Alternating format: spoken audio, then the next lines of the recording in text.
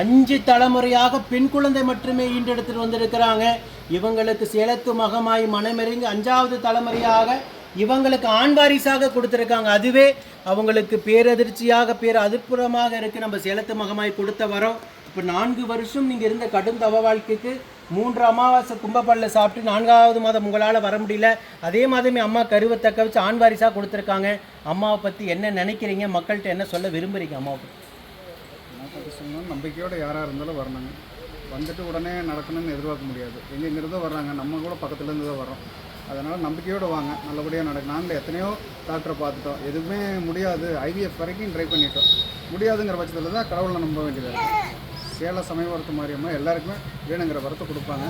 வாங்க. ஓம் சக்தி பராசக்தி. இப்போ நீங்கள் உயிருள்ள வரைக்கும் அம்மாவை மறக்காமல் இருந்தால் உங்கள் சந்ததிகளும் உங்கள் குழந்தை பெருசாகி வளர்ந்து அவங்க சந்ததிகளும் இந்த அம்மாவை மறக்காமல் குலதெய்வத்திற்கு பிறகு நம்ம சேலத்து மகமாய் தான் சொல்லி அந்த குழந்தைக்கு சொல்லுங்கள்.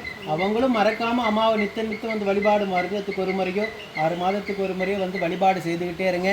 உங்களை போல் அம்மாவிட்ட கும்பப்படையில் தேடி வந்து பிரசாதம் சாப்பிட்டு குழந்தை வரத்துக்காக கையேந்தி மடியேந்தி நிற்கின்ற தம்பதிகளுக்கும் இந்த சேலத்து மகமாய் உடனுக்குடனே மனமிறங்கி கருவை தக்க வச்சு அற்புதங்களையும் அதிர்ச்சி நிகழ்த்தணும் வேண்டிக்கிறேன். இந்த தம்பதிகளும் உங்களுக்காக வேண்டிக்குவாங்க. ஓம் சக்தி பராசக்தி.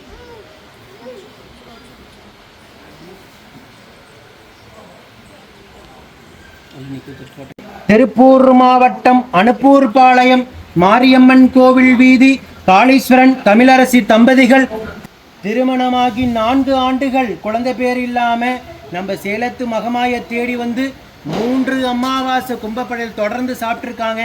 ஒவ்வொரு மாதமும் 10 மணி நேரம் 15 மணி நேரம் கால் கடக்க கீவில் காத்திருந்து அம்மாவை தேடி வந்து கும்பப்படையில் பிரசாதம் வாங்கி சாப்பிட்டு 4வது அமாவாசை அவங்களால வர முடியல. அந்த வர முடியாத அமாவாசை மறுமாதமே அம்மா மனமிறங்கி கருவை தக்க வச்சு ஆண் வாரிசை ஈடெடுத்து வந்திருக்காங்க.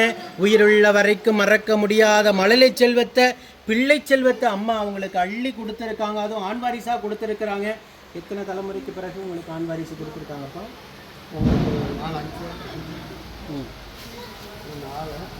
5 தலைமுறை